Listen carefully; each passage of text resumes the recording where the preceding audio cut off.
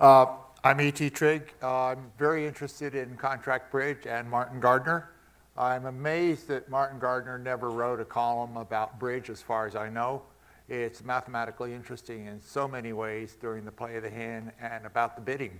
The bidding is what I'm going to talk about. Bridge is a four-person game. Four people sit around a table. There are two teams. The two teams play against each other.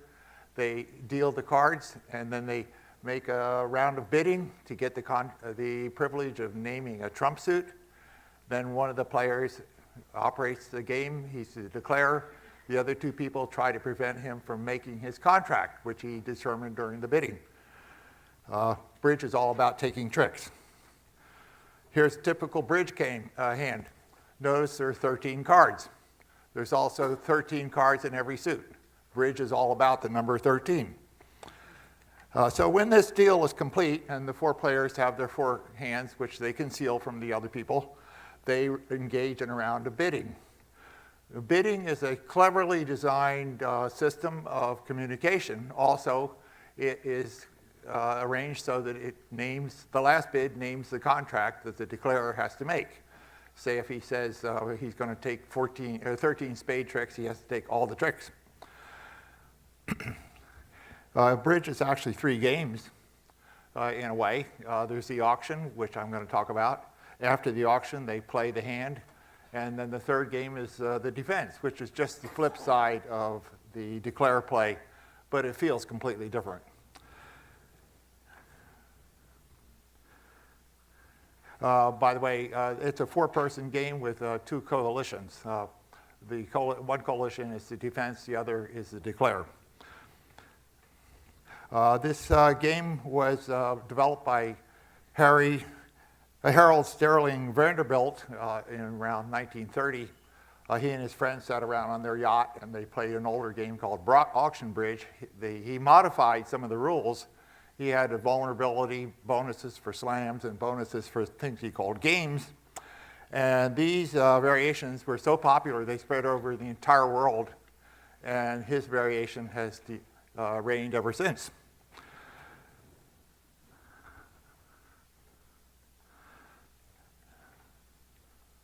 So here's a typical auction, very simple one.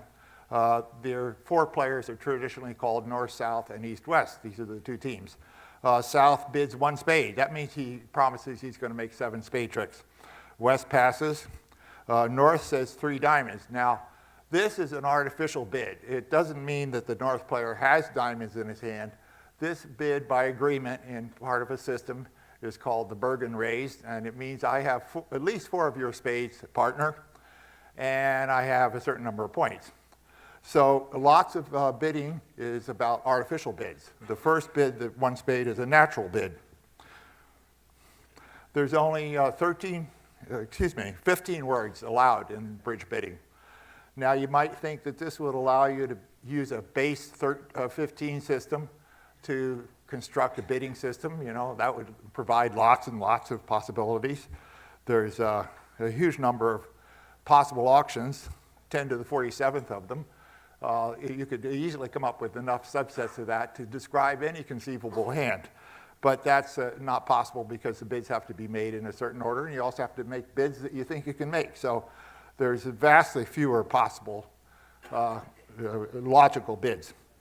Now, this bidding system is very restricted because people have to bid in a certain order. This is called the bidding ladder. The smallest bid is 1 club, and it goes all the way up to 7 no trump. 1 club means, in bidding language, that I'm going to make 7 tricks with clubs as trump. 7 no trump means I'm going to make all 13 tricks, and there isn't any trump suit. And so in between all these bids on the bidding ladder, you can insert doubles and redoubles, which increase the penalties and so on. Here's the longest possible auction, by the way. It's very boring. It would never happen. There's 316 calls. There's pass. The guy says a club, and then 2 passes, and then somebody doubles, and 2 more passes, and somebody redoubles, and so on, all the way up to 7 no trump, in which case you have to stop. This could not happen, as most auctions will never happen because they're not plausible. Bidding has a lot of goals. These goals tend to be in conflict. wait a second. Among the goals is telling your partner how strong your hand is, how many aces and kings and queens you have, basically. You want to find out what suit your team should select as trump. You want to tell your partner sometimes specific cards. He might want to know if you have the ace of clubs. There's actually bids to do such things. You might want to tell your partner which your longer suits are and suggest what suit he should lead. You want to also prevent the opponents from finding their best contract.